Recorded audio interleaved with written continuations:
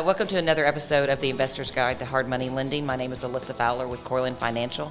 Today we have Sam King here with Sam King Appraisals, kind of discuss the appraisal process and kind of what that looks like with hard money lending, what they're looking for so that you can be looking for your best deal of how you need to research your deal, of what you need to be paying for it, what your rehab is, and what Sam is. So Sam, tell us a little about yourself.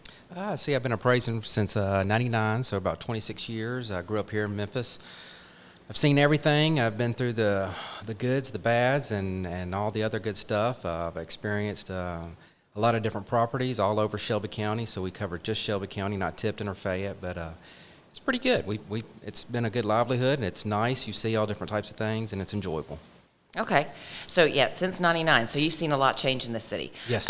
So tell me, right now, we're in kind of, I think, a different market. Nobody really knows exactly. It's not exactly going up, not crashing, just kind of staying there. What are you seeing right now in the appraisal world? Right now, we're not seeing a lot of purchases. Refinances seem to be a little bit slow. Of course, right now, with this time of the year, a lot of people on vacation. They're not really concentrating on anything but just to get back from vacation, get the kids in school, and kind of go from there. But I think the main thing that we've been hearing from lenders is that everybody's been waiting for the interest rates to start going south. And we haven't seen that drastic change yet, so everybody's kind of been hanging on. We see a little skirts every now and then where some people will do some stuff, refinance, or there are still some purchasing, but nothing like what we've seen in the past. I think a lot of people are still waiting on the rates to kind of lower before some movement. Okay, so they're waiting on rates to lower. What are you seeing, like say in certain pockets of the city? Are appraisal, are comps going up? Are they increasing? Or are some of these same properties that 12 months ago would have been worth this and now they're worth this much less? Are you seeing some of that? Yes. And in Memphis, what we're seeing is we have some pockets around town and certain zip codes where some are increasing, some are staying stable, and some are declining. So some stuff that we've seen a year ago in certain areas have come down, let's just say 5 to 10%. But it varies by the zip code because right now we're a lack of sales. So with the lack of sales, instead of having that cushion of 10 to 20 different sales going on in the neighborhood or in the market area, you're seeing, maybe 3/4 of that or half. And with those selling for less, it does make things a little bit difficult. So. Okay. So what pockets are you seeing where it's actually increasing? Where are you seeing a lot of activity right now in the market? With certain zip codes, your outlying county, or, I would say kind of Bartlett, Caryville, you're seeing some in like zip codes 38117, just they appeal to so many different things. So, more in the inner city, the stuff is staying stable or declining a little bit. But, like I said, your outline, your Bartlett, 38117, certain zip codes around there, they seem to be handling pretty own, just because there's so many different ways, different types of people that can buy in those areas. Yes, and those have stayed pretty stable. Over the years. What I think we've seen is where a couple years ago you saw emerging pockets where it's say in a 107 or in that area near the Crosstown Concourse or some of these areas where I'm not seeing that same growth or that same kind of appreciation that we were seeing a couple years ago in some of these markets. Yeah, and that is correct. When Crosstown first was mentioned, everybody kind of ran that way. They put it out there. A lot of people moved that way. It sounded great, or it was fun. But it seems like the excitement's down, so everybody's kind of back to the way it was. And that is one of those areas where you're seeing things where they're not increasing the way they were. But again, we've seen everything. We've seen the increasing where you don't want it to increase too much because then it causes a lot of problems. So a little bit of increase is great, but just not a drastic change like we did see years and years ago, which caused everything. Exactly.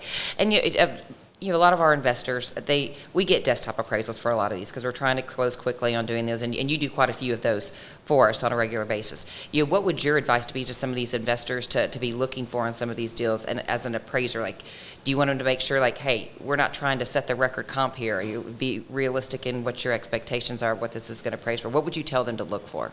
The main thing is do your due diligence. Know what you're buying. Do your own research also. Look at these things, kind of have a rough feeling what you're looking at, and understand that as an investor, you want to make money, but you're going to run into problems when you do buy it. You might have an extra expense or anything like that, but don't estimate your after repair value so high so that if it doesn't come in to that highest level that you're in a bad situation. Try to give yourself some leeway. Of course, I've been an investor for years, started buying in 99, and that's the main thing is you just can't fall in love with a house and go, okay, hey, this is great. I really love this house. I got to have it. And then you spend an extra $10,000 on something that you love the house, but it doesn't love your pocket. So you just kind of have to be careful and do your due diligence. Understand what you're buying, research, know what you're putting into it. And, when you do these things and you're renovating it, you're not going to go in and put straight granite and all these things. Have your standard items that you need for your property, but don't overspend and put yourself in a bad situation. Okay. And as you an appraiser, because you talked about a lot of people, there's some people doing more refinances. You're not seeing as much of the retail just purchases, but on refinances, say on an investor side of those things, everybody wants to know, well, what distance will you go out for comps, to pull comps? What distance do you go out, or what factors make you determine that? So really, when we get the order, we look at it, we go into the property, we see what we have, see what kind of renovation's been done, how it looks. As investors, sometimes they may go into a property and really get detailed and really make the property look good. Some I've seen go the other way and put very little into it. But on your comps, you need to try and find everything. It has to be within a year. But the closest to the property, the better. And sometimes you're not going to have that. They do have to sell through MLS, so that's a certain scenario also. But you need something within a mile. Anything over a mile, then we have to make a comment. You can go over a mile, don't get me wrong, but you better have a good explanation of why you went over the mile if there's 3 or 4 or 5 sales right there on top of you. Because, as an underwriter and anybody that secures the loan, they want to understand why you went outside your area, which you defined on the appraisal report, to get an additional sale that sold for maybe $20,000 more just because it's in a different market area. So there's certain restrictions that we have to go by, and Fannie Mae requires us, and all the different lenders that they have their own guidelines also. So, the best thing is the most recent and the closest. But on our sales, we try to bracket them. So, if it's 1,000 square foot, we like to have something maybe smaller, similar size, or larger. Okay. And you speak to the going a mile out. I mean, I know when we're underwriting deals, a lot of times, we sometimes dial it in within us to underwrite it to look like, well, right in this pocket, we're going to go only maybe a half mile out, because how would you say that speaks to the city of Memphis, where things can change almost block by block or street by street? And that is a great example, because in Midtown and in certain areas, you can cross over 2 streets and it goes up $50,000, $75,000. And in that instance, you do have to be careful and make sure that you understand what you're appraising in the area and that you do know what you're doing, because if you cross those streets and go into a different area and something goes south, then you're in a bad situation where the property's been overappraised, and if it goes into foreclosure, things do happen and kind of go from there. But there are certain streets around town where it does cross over, and you're in a whole different market area. Okay, you are, and that's just the way Memphis is. Us being kind of pretty much native Memphians, that is something that we've seen, and we've seen it change a lot over the years too. Where one pocket that you didn't want to be in before, now you do. Where it's you double what we saw when we were growing up as kids here. Right, that's correct. Yes. So looking at some of our borrowers, and I know probably this goes for anyone, they find this unicorn, and it's, hey, this great value that they can get, these great rents, or it's this great property. How do you go about appraising one of those? So, when you say unicorn, meaning that it's the special. Okay, I'll give you an example of one that I just recently sold, but we bought it. We owned bought one of only 2 duplexes north of Poplar in Collierville. Yeah, duplexes are a different story. Duplexes kind of define their own. They have their own characteristics. One, because a lot of the duplexes really aren't sold through MLS, and to top it all off, there's not really many sales of duplexes all around together. So there's not many appraisers that want to do it because the information is very hard to find, it's very hard to gather, and when you do one, it's a different form from what we normally do on a residential single family. So with that being said, you have all different types of your approaches on this one form compared to on a single family where it's just maybe you just do a rental, or every now and then you might do an operating income. So the information is very vague. It's a lot harder. They don't increase in value a lot, as from what I've seen in the past. And it's just what I think from personal experience is because you have a common wall. So sometimes it's not a single family where you have your own freedom and right, I guess you could say. So you got basically another family beside you, but they just don't seem to go up in value like the single families. No, they don't. And, to speak to that, you don't see many of them. And Shelby County put a moratorium in the mid-'70s of building more duplexes. So like the scenario that I told you about, the reason there's only one of two, is because the whole neighborhood was supposed to be duplexes. But then that moratorium passed, so there's those two. And it's surrounded by single-family homes. So we have that. And like you said, a lot of them sell off market. A lot of them are very old. So. And we're also seeing, a lot of investors, they'll buy the duplexes and convert it into a single family. So instead of having 2 meters and everything like that, I mean, it's great. Everybody looks at the duplexes and says, okay, hey, this is great. We've got 2 rents. I'm getting this and this for each side. Well, please understand that you got 2 AC units on each side. You got 2 furnaces, 2 water heaters. You got to collect 2 times. So that means you're chasing 2 different people for rents. So the scenario is different. From what I've seen here recently, probably within the past year, I've had a lot of investors just buying the duplexes, converting it to a single family, and they're actually getting more because instead of walking in and having 2 living rooms, they'll convert a living room to a bedroom with a closet. You got a window, so they're, they may go Section 8 or kind of go from there, but they're still getting just as much for the rent with having only one rent, 1 AC unit, and all that other information. And in a scenario like that, could it potentially even appraise for more? Same square footage, but it appraises for more because it's that single family with having comps to support. Yes. I mean, especially if you're looking at a duplex where we do see this is where you'll see 1 or 2 duplexes in the middle of a whole subdivision of single family. So you're comparing to, you automatically have to go outside your range, and then you're having to solidify your adjustments because you're having to come get your adjustments from the market, which sometimes the adjustments can be anywhere from a wide range, so you're trying to place that on the appraisal, and it's a lot of explaining to do, and that's what you get into with a lot of appraisers. They're just looking at it going, man, it's so complicated. To do a duplex, it takes this amount of time compared to a single family. So, and that's what we've run into, because typically you can't charge that much more. And we've told some of ours, like, if we're going to do this, we're going to to get a good one, we're going to make sure they get paid more. They're going to be more than a single family residence. Yeah, I will say there are very few appraisers around town that are probably doing the duplexes or triplexes or multifamily or anything to that standard. The ones that are doing it have a unique situation because they have all the information they can keep in file and have it, and they know what they're doing, but they also kind of set their prices too. So you kind of got to pay their prices.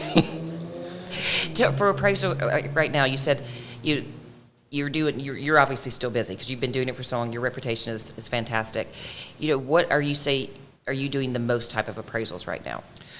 We do a wide variety. What's weird is we do foreclosures, we do refinances, purchases, investors, desktops, you name it, we do it. So we're seeing a little bit of everything. It's just there's not one certain thing. I will tell you, like I said, probably the purchase and the refinances are not moving the way we would like to see it, and it does get kind of nervous because pretty soon we're going to be headed into fall, but we are seeing a lot of investors still doing some stuff, and we're starting to see some foreclosures come around. So probably compared to the first of the year when we were seeing maybe 1 a week, we might be seeing 2 a week come in. So I'm curious to see if these foreclosures are going to come up more, because I've talked with other investors and they're not seeing these foreclosures yet. So I don't know where if these banks or lenders are holding on to the foreclosures and then kind of waiting to the last second or kind of going from there. But so we have a wide variety of everything.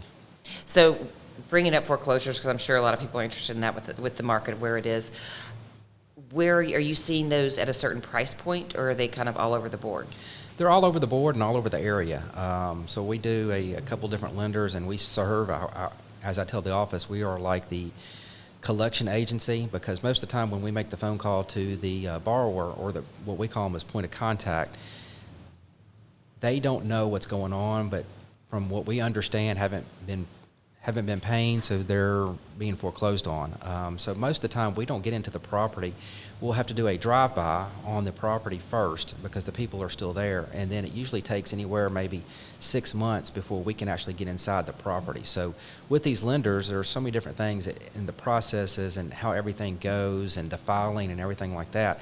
So sometimes we'll do a drive-by on it first, and it could be 6 months later before we actually get into the property. So, and it's all over.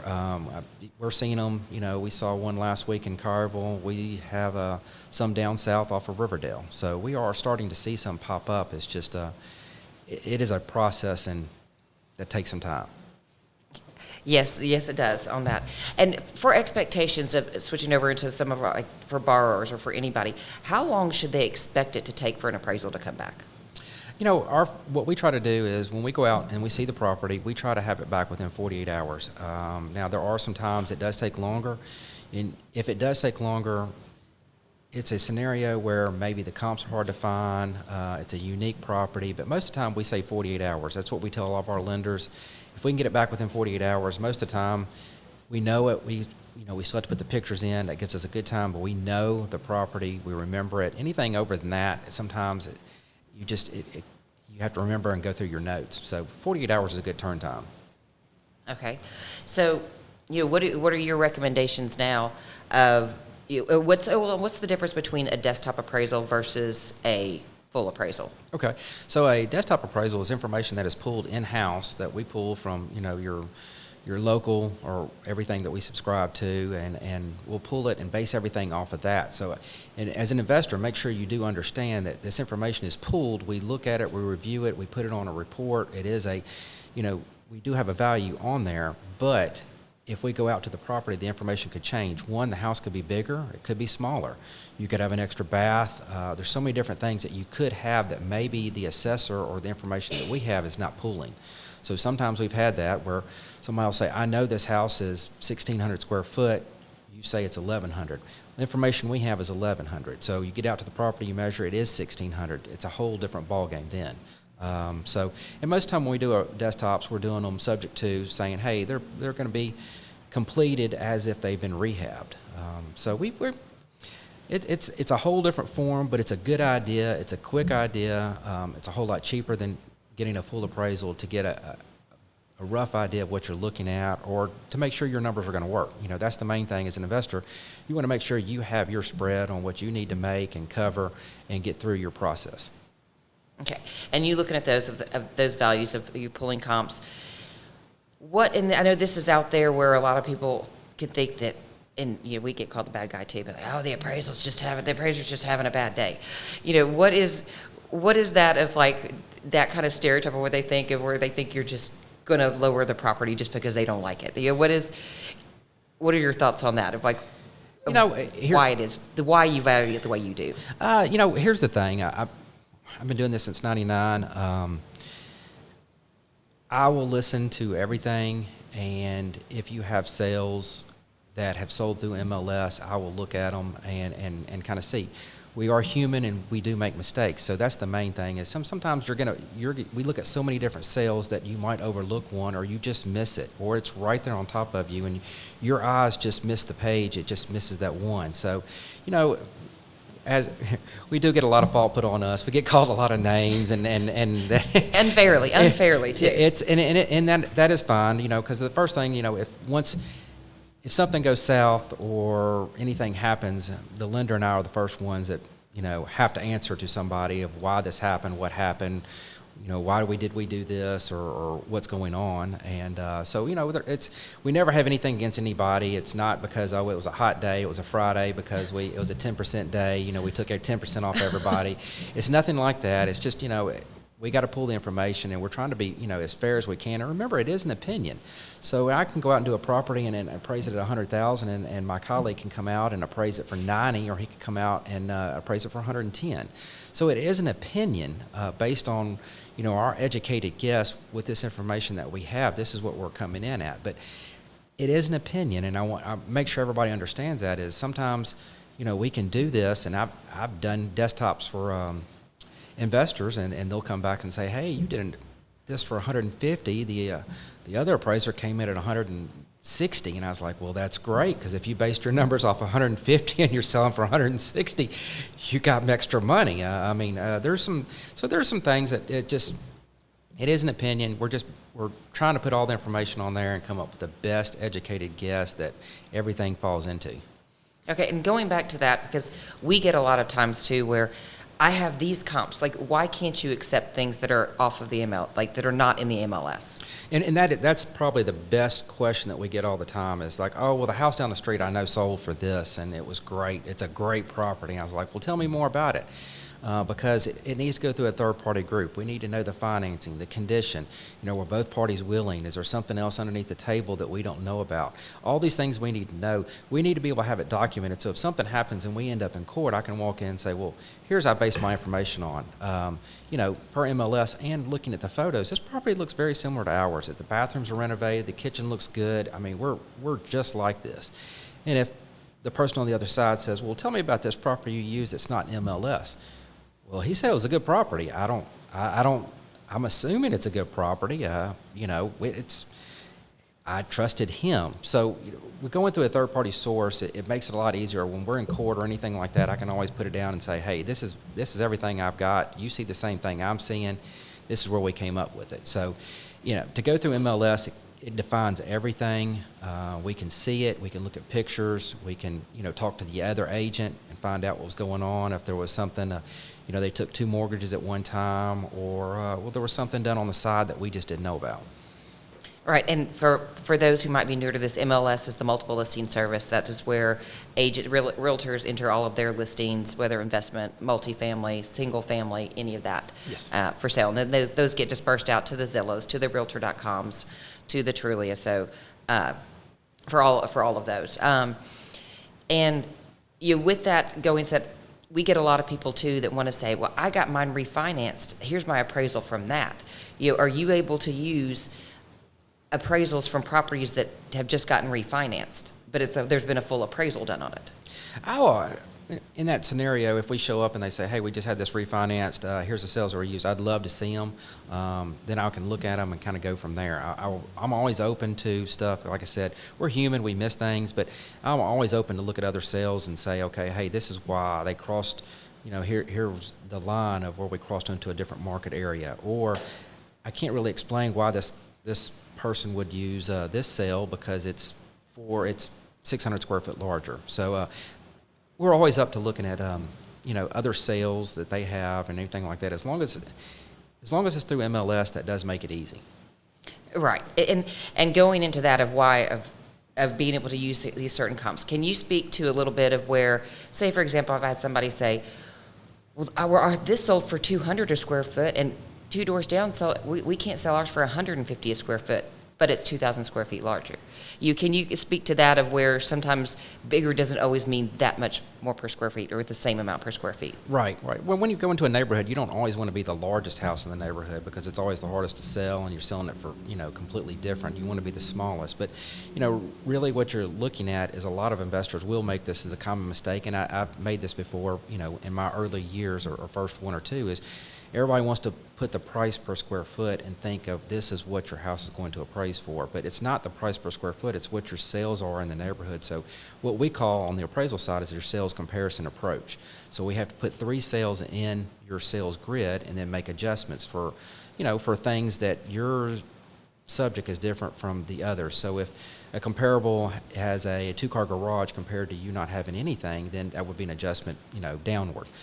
So that's the best way to look at it. The price per square foot is really misleading because a lot of people will base on that, and they'll say, well, the highest in the neighborhood is, as you said, let's just say 200.